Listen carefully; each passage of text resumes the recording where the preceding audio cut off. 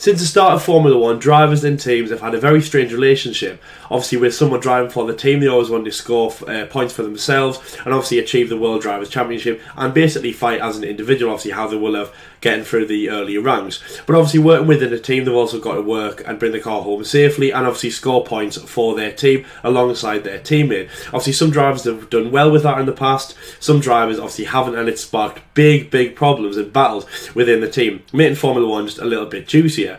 And obviously since Formula 1 started, there has been loads of teams, probably in the hundreds, some that have done quite well, a few races here and there that have won maybe, some have done really well, and obviously like Jordan did in his video yesterday about the drivers, there obviously is some teams that are just synonymous with Formula 1. You know, you mention that name and obviously Formula 1 and all their glory comes to mind straight away. So obviously welcome back to the F1 Debate Show, guys. This is the second episode of our countdown to race 1000, which obviously is the Chinese Grand Prix this coming weekend. And in this video, we're obviously going to be doing the top 10 teams in Formula 1 of all time.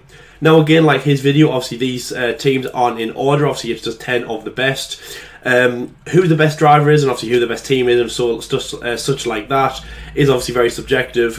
You will obviously have different opinions to what I have and obviously what Jordan has and things like that. So obviously we're just going to rattle off the top 10, the 10 best teams in Formula 1, and obviously we'll leave it to you guys to obviously put them in order as you see fit watching this video. So coming in at number 10, guys, and probably one of my favourite teams in Formula 1, it's Red Bull Racing. Now obviously they don't have a very racy kind of name. You know, it's not like Ferrari or anything like that. It's not a manufacturer, you know, Alfa Romeo, Aston Martin, Audi, Lamborghini, you know, such have you. You know, it's very much about the energy drink company, and obviously when they came into Formula 1 in 2005, that's what a lot of people were probably thinking. It's a Red Bull, it's an energy drink company. You know, what are they doing in Formula 1? They're not obviously going to last the distance. So obviously they came into Formula 1 in 2005, obviously replacing HSBC Jaguar, obviously with Mark Webber and Austrian driver Christian Klein. Now they had a bit of a bumpy start to the Formula 1 season, obviously lacking, they didn't really have many funds, obviously taking over from the Jaguar team, who Mark Webber obviously had driven for in his early years in Formula 1. Obviously they had a few years where they were really just testing the water, obviously with those drivers. Mark Webber did stick around, obviously, basically almost all the way through Red Bull's career to this day, about 80% of their time in Formula 1. Obviously, Scottish driver David Coulthard also joined him at the helm. But obviously, the big change up from Red Bull obviously came in 2009 when they assigned Sebastian Vettel, obviously the youngest race winner at that point, the youngest pole sitter, and obviously the young gun from Germany, obviously coming through the Toro Rosso Academy, obviously with his first win in Italy 2008, before Red Bull, should I say. So obviously he joins Red Bull in 2009, and 3 races in, he wins the 2009 Chinese Grand Prix, which actually is 10 years to the race that's going to be on Sunday. So obviously it's 10 years till Red Bull had their very first win, so obviously well done to them. Obviously Sebastian Vettel wins the race with Mark Webber coming in second. It's a 1-2 for Red Bull at this race. Obviously it's the first pole position for Red Bull at this time, and obviously it really just kind of cements their place as a really good team. Obviously going through the years, 2010 the regulations changed, obviously after Braun won the World Championship.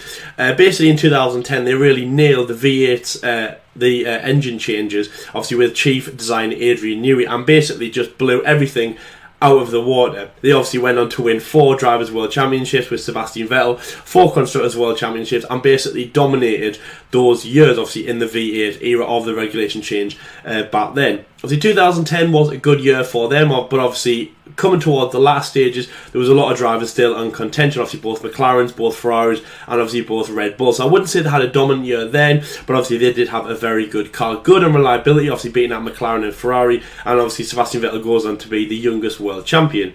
2011, absolutely dominant. I think they won 11 races in that season. Really fantastic from them. Mainly Sebastian Vettel. Obviously Mark Webber did win races in that year. 2012 was an unbelievable season. Obviously I know we'll be talking about that very soon in this series.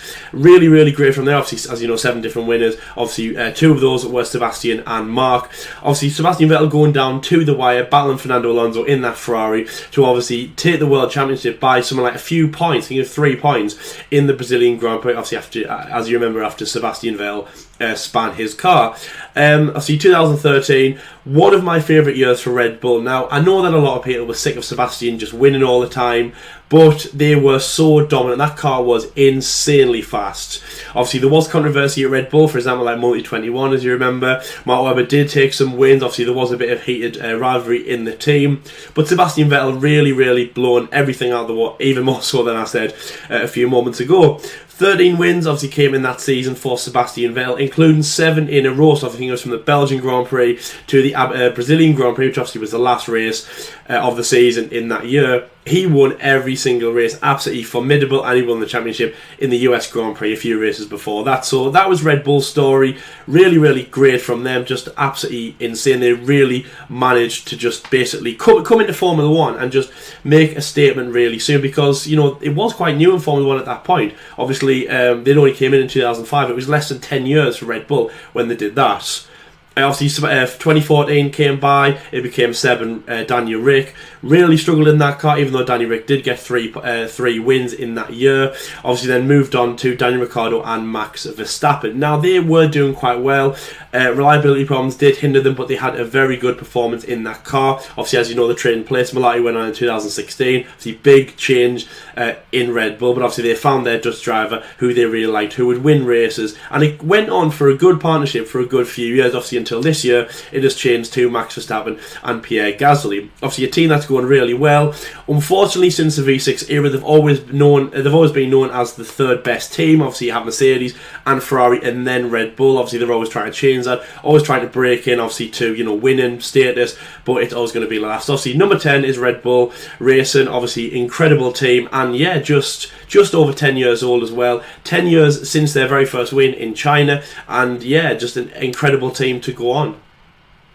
Now, the next team I'm going to talk about is Benetton Ferrari. Now, absolutely incredible team, Benetton, which was set up in 1966. The first entry was the 1966 Brazilian Grand Prix. They went on to surpass 200 race starts for the team, but obviously they are most well known for obviously only achieving 2 Constructors World Championships and 2 Drivers World Championships, but by one of the most successful drivers in Formula 1, and obviously that is Michael Schumacher.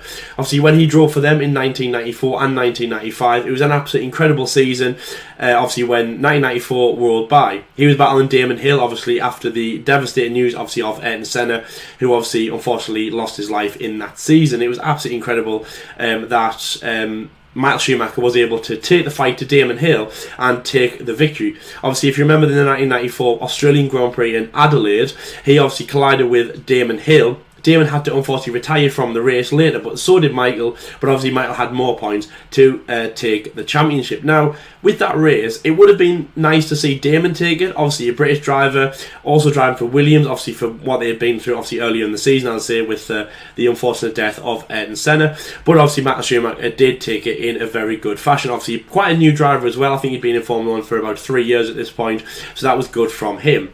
Then obviously again, the next year in 1995, he rolls by with Benetton, obviously alongside Martin Brundle, and absolutely incredibly just destroys the race. And I think about 2/3 of the races were won by Michael in that Benetton. Again, with Ross Brawn at the helm, so obviously if you want to get anywhere in Formula 1, get with Ross Brawn.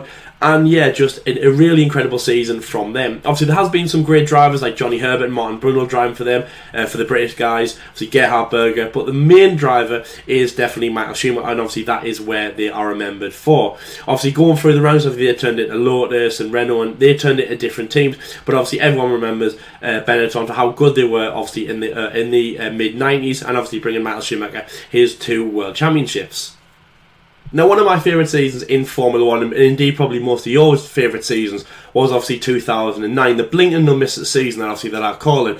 And the team that dominated that was Brawn. Now, Brawn GP were very, very strange. It was a really, really kind of strange upbringing, obviously. So, rolled in 2008, and obviously Toyota were going through some really, really bad problems, obviously laying many people off, obviously. And Ross Brawn, who obviously had recently been at Benetton and obviously worked alongside in the big guns at Ferrari, stepped in, obviously, alongside Jenson Button and Rubens Barrichello to say, right, okay, I'm going to take charge of the team. And obviously, then, as I say, Ross Brawn took control of the dying Toyota team. Obviously, changed it to Brawn GP, obviously Ross Brawn, and then rolled into the 2009 season. There was a loop in the regulations, obviously, which Brawn managed to slip under, and obviously they managed to make a more of a simplified car with obviously a better front wing and just basically better everything really, obviously as long and obviously working alongside the FIA regulations. Obviously Ross Brawn, I'll say, I mean, working with Ferrari, he definitely had a brain on him to do that, basically very much like Adrian Newey. Obviously rolled into the Australian Grand Prix, which was the first race, and I don't think many people knew what Brawn could do. I think it was very much like, well, at that point it was very much like kind of a Haas or a Toyota, you know, like when they came into the sport. Like, for example, we didn't know what Haas were going to do. Obviously they didn't win the race, but a bit like that.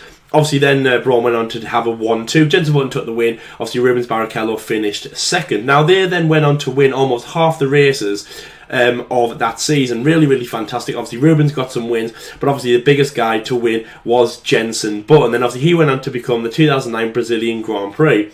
Really no real competition from any of the other drivers at this point. Obviously this was the last season for Kimi Räikkönen at Scuderia Ferrari as well, obviously before Fernando Alonso joined. McLaren obviously were going through a bit of revamping, obviously with Lewis Hamilton and Jenson Button, obviously. Sorry, not Jenson Button, he was at Brawn. Obviously with Lewis Hamilton and Fernando Alonso just going through the team as well.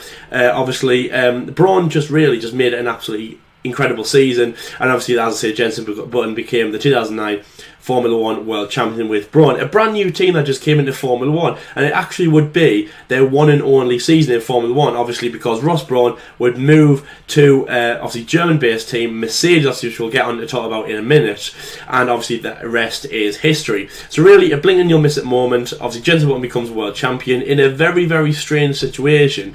You know, think of all the teams that Jenson Button's been at, you know, BRM, McLaren, and you know, he does it with a team that's only in Formula 1 for one season. It was absolutely incredible, you know, really a Cinderella story. And yeah, I think Formula 1, you know, always needs to remember that story. Really great from Brawn, obviously one of the best teams, but really probably the most forgettable team, or least remembered team in Formula 1. As I say, it was only one season that they were in F1. So the next team we're going to talk about is the British New Zealand team of McLaren. Now again, like I said at the start, you know, there is teams that are going to be synonymous with Formula 1 as soon as you say them, and then obviously McLaren definitely is. Obviously McLaren, British team, obviously set up in New Zealand by Bruce McLaren, obviously a Kiwi, is just synonymous with Formula 1. Obviously they've had absolutely loads of wins in Formula 1, 12 Drivers' World Championships, and 8 Constructors' World Championships. Absolutely fantastic, obviously ranging from 1974 to the most recent, which was Lewis Hamilton in 2008. So obviously McLaren entered, the first ever entry for McLaren was at the 1966 Monaco Grand Prix, and that was actually by himself, Bruce McLaren, obviously from New Zealand. His own homemade car that he designed in Auckland, obviously then moving to Britain, and obviously to start the race in Monaco. Really, really great from him. Obviously he retired, unfortunately, but it definitely gave a big implication for what was going to be one of the best teams in Formula 1 since then. Obviously they went on to get absolutely loads of wins in Formula 1. And again, as I said, so that's 8 years after that, Emerson Fittipaldi, the Brazilian driver, obviously won his World Championship in that McLaren. Obviously then they went on to just dominate all the eras, the 70s, the 80s, the 90s, and obviously the early 2000s. So unfortunately no Drivers' World Championships since 2010 onwards. But again, obviously probably the best time for McLaren was obviously the late 80s and the early 90s. So ranging from 1988 to 1991, they had 4 World Championships, and they were from Ayrton Senna and Alain Prost. Basically them two just battling, and obviously we all know the battles that they got into. Obviously the MP44 was obviously one of the best cars that McLaren made. It won 15 of the 16 races in that season. The only one that it didn't win was obviously Monaco, where Ayrton Senna crashed, obviously, which you can see on the Senna documentary. It was really, really great from it, and obviously we all remember in 1989 when they collided for the first time in Suzuka, obviously the last race, obviously which denied Alain Prost the World Championship. Then again, on the following year, it happened again on turn 1, obviously when Ayrton Senna and Alain Prost collided again. So obviously there was a lot of rivalry between those two drivers. I wouldn't say that they made McLaren what they are today, but when you remember McLaren, I don't think a Formula 1 fan can think past McLaren and not mention Alain Prost, Ayrton Senna, or any of the battles that they had, because it was really, really spicy. It went to the point where it even drove Alain Prost to leave McLaren. There was a bit of controversy why. I think he was leaning towards being sacked because he was criticising the team, but it actually went as far as for Alain Prost to leave the team and go to rivals Ferrari, and in a statement he just said it's because it's just too complicated to work with Ayrton anymore. So obviously that made it really, really spicy for them. It really shook things up, obviously, from McLaren. Again, obviously going through the 90s as well, good from them. Obviously my Probably my favourite time, obviously, two World Championships came by Finnish driver Mika Hakkinen, and that car, obviously, in the late V10 era, was absolutely formidable. Obviously, Kimi Räikkönen as well, challenging the Ferrari of Michael Schumacher. And again, obviously, as I said, the most recent McLaren World Champion was Lewis Hamilton in 2008. A great feat. Now, Lewis Hamilton, obviously, it's not a Lewis episode, we're going to talk about Lewis, but for how he started Formula 1, 2007 in that McLaren, battling Massa and Raikkonen in his first season, and then went on to win in 2008, his second season. That is incredible. And whatever you want to think about Lewis Hamilton, you've got to say the start he made at F1 was absolutely insane. So obviously that was McLaren's most recent win. Since then, obviously, unfortunately, they've gone through very, very hard times. Obviously, you remember McLaren and Honda when they came with their most recent win in Formula 1 was the 2012 Brazilian Grand Prix, the last race that they did, obviously, with Jenson Button and Lewis Hamilton both in the team. A few bad years with McLaren Mercedes, terrible with McLaren Honda, and then obviously now they're trying to make it afresh with McLaren Renault, obviously in their second season for them. But obviously from all of what they've achieved, McLaren, one of the best teams in Formula 1, obviously loved by almost every British person. Again, it's probably got a place in the heart. I know I like McLaren as well. So Jordan, big fan of McLaren, obviously most of their drives that they've had in the past. And yeah, obviously what an amazing team. The next team we're going to talk about is a team that had been in Formula 1 for 30 years, from 1968 to 98, and that obviously is the team of Tyrrell. Now, they entered Formula 1, as I say, in the 1968 South African Grand Prix and had a good race, obviously, with Jackie Stewart at the helm. He was the guy who won the 3 World Championships consecutively with the team, along with 1 Constructors World Championship in 1971. So a good season from them. Obviously, they're most known for the 6th wheel car, which was obviously allowed by the FIA regulations, and a great drive, obviously, from them. Obviously, Sir Jackie Stewart, really making use of the Tyrrell team, which obviously really worked around him as well to make a good season in Formula 1. Obviously, they had some good drivers, including Martin Brundle, Jos Verstappen, and obviously French World Champion John Alesi, obviously in the 30 years. Now, they didn't make the biggest impact in the 1990s, but obviously they were a big team to watch, and obviously with 30 years and over 400 race starts, obviously they were a definite team to watch, doing really well in the World Championship. They were bringing the fight to McLaren and Ferrari, especially in the late 70s around the Niki Lauda and James Hunt era. Obviously they were really challenging for wins. Obviously they got quite a few wins in Formula 1, but obviously no more than that. And obviously, as I've just said, Scottish driver Sir Jackie Stewart, really makes the best out of Tyrrell Motorsport, obviously getting his 3 consecutive World Championships with the team. Now, the next team we're going to talk about is, of course, Williams, the team from Oxfordshire, obviously, which had a big impact in the world of Formula 1. See, now in current Formula 1 2019 season, they're not doing very well, and they haven't in the last few seasons, but they've been doing very well, and obviously had a really big pedigree in Formula 1, obviously from the late 70s when they entered Formula 1, especially around the late 80s and the early 90s. So obviously they entered Formula 1 in the 1977 Spanish Grand Prix, and then again as an actual constructor in the 1978 Argentine Grand Prix, and did really well from then, obviously achieving 7 World Championships, starting with Australian driver Alan Jones, and obviously finishing with Canadian driver Jacques Villeneuve, along with 9 Constructors World Championships, starting from 1980 and ending in 1997. Doing a really, really good job in that Williams. Probably one of the most famous drivers to drive for them at that point, obviously with Ayrton Senna in 1994. Unfortunately, he did lose his life with the Williams team, but obviously he was remembered for being a big contributor in that team. So Damon Hill won his World Championship with them in 1996, and then obviously again the following year with Jacques Villeneuve in 1997. Was a really big team around that time. Obviously they had a big influence in Formula 1, and obviously really, really well known since it came into the sport. Obviously, in the most recent time as well, obviously they were battling with Matt Schumacher, with people like Juan Pablo Montoya and obviously Ralf Schumacher. And obviously in current time, since the regulations changed, they had a good finish in the 2014 and 2015 season, but unfortunately in the last few years they have been slipping down the list. Obviously with their most recent race victory coming at the 2012 Spanish Grand Prix with a Venezuelan driver, Pastor Maldonado, who obviously isn't in Formula 1 at this time.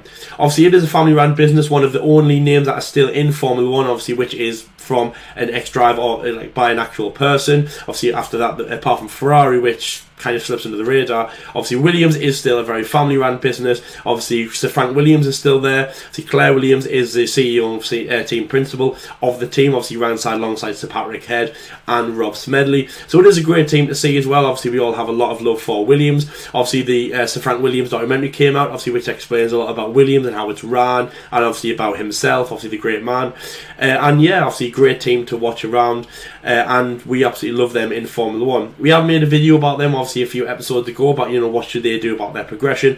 But long story short, it is stay in Formula 1 and keep pushing. You know, they have a really big pedigree, as I say, you know, over 500 Grand Prix starts. And just keep pushing. You know, really, really great team to see is the Williams F1. Obviously, as they've done really well with all of their drives that they've had in F1. So the next thing I'm going to talk about is fairly recent, even though they have been in Formula 1 for basically, I'll say, the entirety of Formula 1, and that is obviously Mercedes Amg Petronas. Now, they really have the tale of two cities, you know, the tale back in the 1950s, and obviously then the tale of modern days. So obviously they entered Formula 1, the first entry was in the 1954 French Grand Prix, and that was a really, really great race by Juan Manuel Fangio, or a great season, I should say. So he went to win 2 World Championships with Mercedes. 1954 and 1955 was really incredible from him. So they did some good racing, it was about 50 races, obviously back in the 50s, and then obviously came out of Formula 1.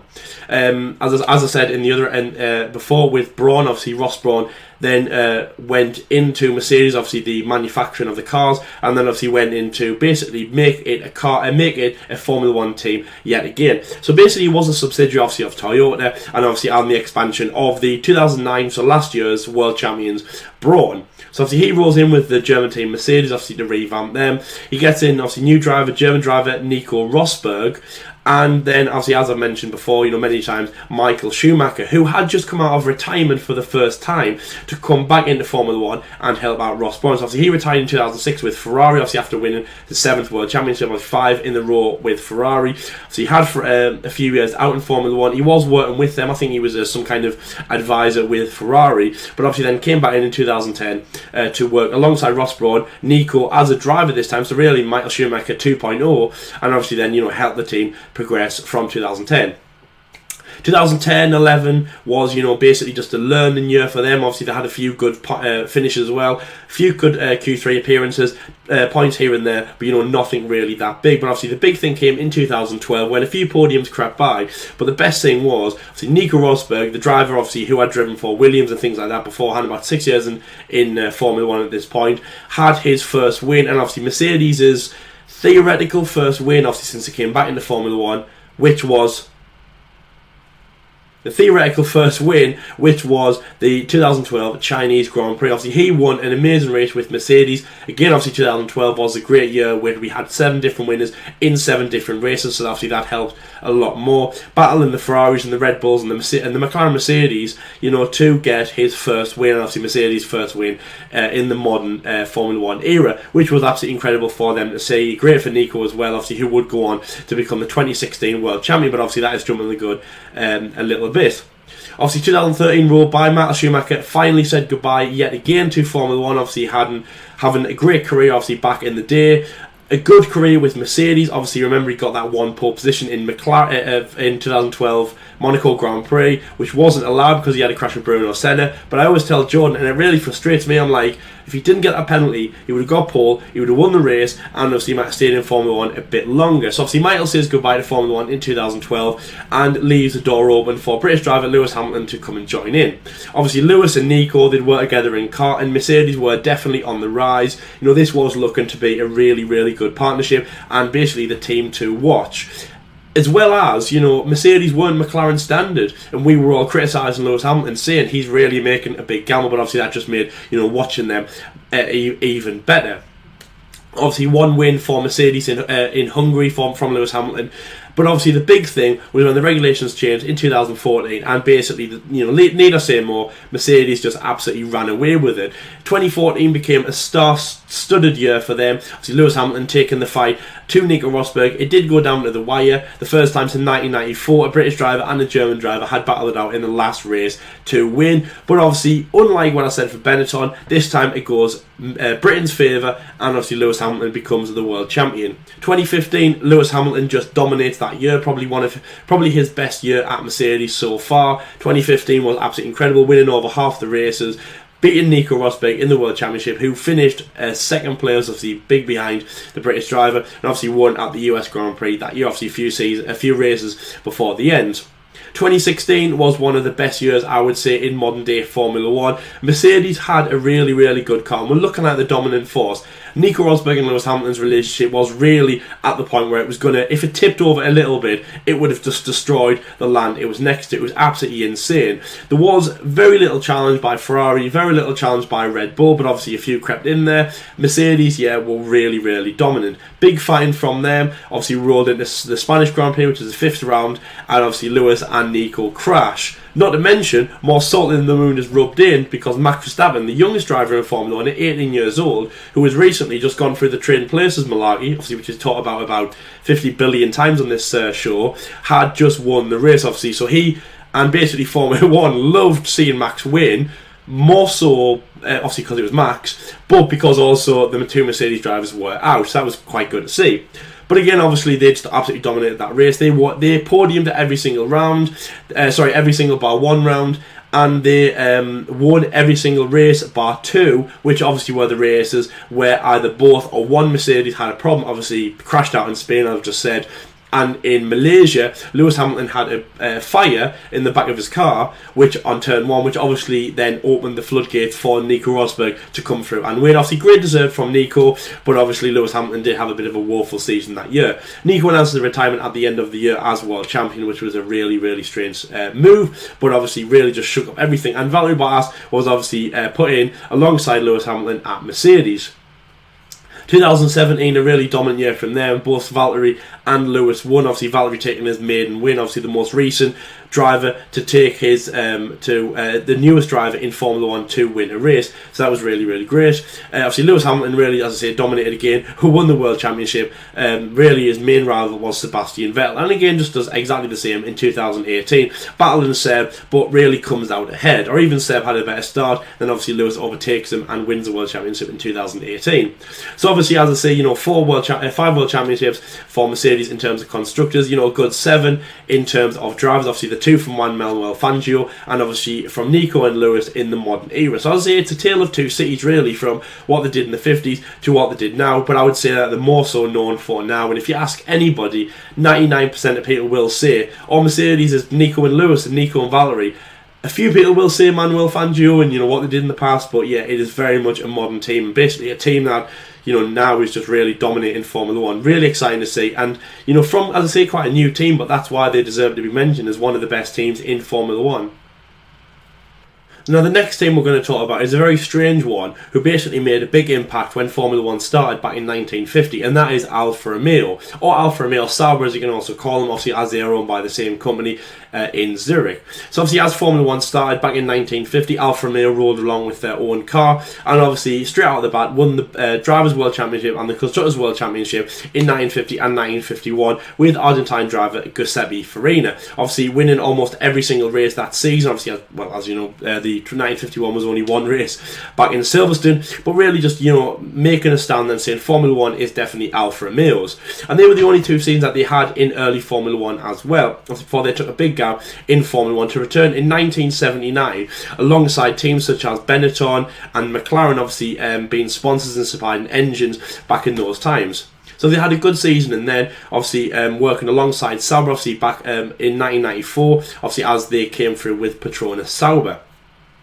Obviously, as you know now, Alfa Romeo are on the grid at the moment, obviously with Kimi Räikkönen and Antonio Giovinazzi, and obviously they are back after 112 race starts in the history of Formula 1, obviously trying to make an impact in their time as well. But obviously, as they stand at the moment, great team, good pedigree in Formula 1, obviously going from actual team manufacturer to engine supplier to sponsorship with the team, and obviously kind of collaboration with some of the Formula 1 teams, including, as I say, Benetton and Sauber. But obviously they've had a good history in Formula 1, but at the moment they only stand at 2 World Championships, championships, obviously hoping to make it more as they go through with Formula 1. But obviously as Sauber turned in Alfa Romeo, obviously there has been a bit of a shift in management. Obviously there hasn't been much funding with Alfa Romeo, there hasn't been much hype around Alfa Romeo, obviously like there was back in the early parts of Formula 1, but obviously still they're pushing forward as obviously a big team to watch out for, obviously more so in the history, but obviously we hope that they can have a better time in F1 now going forward. Now, ex-Formula 1 drivers setting up teams, can be sometimes successful. Obviously, we looked at Brabham, we looked at Sir Jackie Stewart's team, obviously Stewart Grand Prix, which Johnny Herbert drove for, and obviously, as I say, Brabham. But, not all the time that they can work out very successful. Obviously, Prost Grand Prix, for example, set up by French driver Alain Prost, didn't work out to be very successful. And this one, even though they didn't win any World Championships, was obviously probably one of the best and the well-known teams that was set up by an ex-Formula 1 driver, and that obviously is Jordan F1. Now, I hate saying this because obviously that's the name of my co-host, but Jordan F1 were still a successful team, obviously set up by Irish driver Eddie Jordan, obviously who was in Formula 1, more so behind the scenes, and obviously working as like a pit lane, basically working on the pit wall. Obviously going into a team obviously which spanned over 10 years was really successful for him, and obviously that's probably where most of us know Eddie Jordan from, obviously alongside his work with Channel 4 was them. So obviously they entered Formula 1 in the 1991 United States Grand Prix, and they bowed out at the 2005 Chinese Grand Prix and had 4 race victories in that time. Obviously they had some good drivers as well, including British driver Eddie Irvine, Martin Brundle and Damon Hill, obviously doing some really good racing. Obviously also some big people such as Rob Smedley came through that team as well. They were always known as the team that would always bring kind of glitz and glamour to Formula 1, obviously having loads of grid girls around, and obviously in that bright yellow car. Obviously it was kind of a bit like a parade procession, and obviously just great to see in Formula 1. Obviously probably it wasn't the most successful team, obviously not, but it was definitely a really good team to see in F1. I think we all kind of know and love and remember Eddie Jordan, and obviously Jordan F1, and obviously when you go around all the races, yes, you'll see all the modern cars and the modern teams, but you'll always see some kind of flag or some kind of remembrance and supporting of Eddie Jordan and obviously Jordan F1. Now, as I said at the start, it's not in order in terms of the least best to obviously the best, but I have saved the best till last. And obviously now we are going to be talking about basically the name that, if you say it, Formula 1 is obviously going to come to anyone's mind, and that obviously is the Italian team of Scuderia Ferrari. Just to basically, the Scarlet Red is known all around the world. Anywhere you go around the world, any Grand Prix, you're always going to see Ferrari flags. And even if you're not a Ferrari fan, even if you're a Lewis fan or a Red Bull fan or whatever, every single person who likes Formula 1, every single person who even likes motor racing is going to be a bit of a fan of Ferrari. Obviously, I'm a Ferrari fan a little bit. Jordan's a fan of Ferrari a little bit. Obviously, more so when we went to Italy. Everyone is, if you tell me that you're not a Ferrari fan, I'm not going to believe it in the slightest. Everyone loves Ferrari, obviously, and Ferrari are very synonymous with Formula 1. 15 Drivers' World Championships they've had, and obviously 16 Constructors' Championships. Their first drivers was obviously in 1952 with Alberto Ascari, obviously a fellow Italian driver, and obviously then their most recent was in 2007 with Kimi Raikkonen. Basically, Ferrari are just absolutely dominating the sport. They've been in for a very long time. There's actually I can't say everything that they've done, in their career, because it's been absolutely fantastic. Obviously, all season long they've been in Formula 1, really battling, putting the challenge to obviously teams like such as Mclaren, and things like that, obviously going through the years. Obviously, I would say Ferrari are most memorable, especially for obviously the modern day Formula 1 fan, for obviously the 5 consecutive World Championships, obviously won by Michael Schumacher, obviously from 2000 to 2004, really dominant in that car. Obviously, as I say, Kimi Raikkonen, wins the most recent in 2007. Really, really fantastic, over 500 races, really incredible. Over 70 years for Ferrari's Formula 1. Obviously, when me and John went to Italy in 2017, obviously they had their very special 70 years. So I think it was 1927 to 1937. I can't remember, I'm bad with maths, but it's 70 years for the team. Really, really fantastic for that. And I believe it's 90 years since Ferrari, road cars actually were created, obviously, back in the day, obviously, with Enzo Ferrari, which I believe was 1929, but again, I'm really not sure. Obviously, Ferrari, really, really great from them, obviously, what they can do. Obviously, they've had some great drivers as well, obviously, as I said, such as Michael Schumacher, they've had Alain Prost driving through the day, and obviously, most recently, Fernando Alonso, Felipe Massa, Kimi Raikkonen, and obviously, now they have Sebastian Vettel, a new guy, Charles Leclerc, obviously, hoping to write some more history with Ferrari. Obviously, speaking of Charles Leclerc in history, obviously, he became the youngest pole pole position sitter for Ferrari, obviously at 21 years, obviously again younger than me and John, so that was absolutely fantastic. Obviously, as I say, Ferrari just really one of the best teams in Formula 1, and everyone knows, and when you say that, you'll say it all around, everyone knows who Ferrari are. It really is absolutely incredible, just what they've actually achieved in Formula 1. We're actually, it's a thousands Grand Prix on Sunday in China, and Ferrari have done 974 of those races, so that's almost the entirety of Formula 1 in existence, obviously the most of any team, obviously, which is absolutely fantastic. I think Ferrari, whatever they do, win, lose or draw, whatever, they will always be a great team, but obviously Ferrari definitely need to be on top and win, obviously that's how we all remember them. Ferrari, as I say, just, really, really great. And, we can't wait to see what they can do in the future, obviously, as we head into, surpassing 1,000 and obviously heading into 4 digits. It's going to be really, really great, obviously, especially if you're a Scarlet Red fan, but obviously, as I say, everyone is just a little bit inside. So obviously that is the end of the top 10, guys. Thank you very much for watching. Obviously, if you've liked what you've seen here, please give us a like. Obviously, subscribe if you're new around here, and leave us a comment. Obviously, who do you think's the best? List them in order, maybe. Ever missed out a team? Obviously, please let us know. We'll be happy to talk about them in a later episode. Obviously, if you dislike the video, let us know why. If you like the video, well, thank you very much. And obviously, we hope you're enjoying this little series. Obviously, please join us for episode 3, which will be on tomorrow. Obviously, we've also got another one now, so we've got 4 of these top 10s. We've got the Chinese Grand Prix preview, the GP preview show, which will come out on Thursday, the F1 debate show on Saturday as always, and obviously then the review of the 1000th Grand Prix done by Jordan on the Sunday. So obviously thank you very much for watching, and on the road to 1000, and until next time, guys, we'll see you later.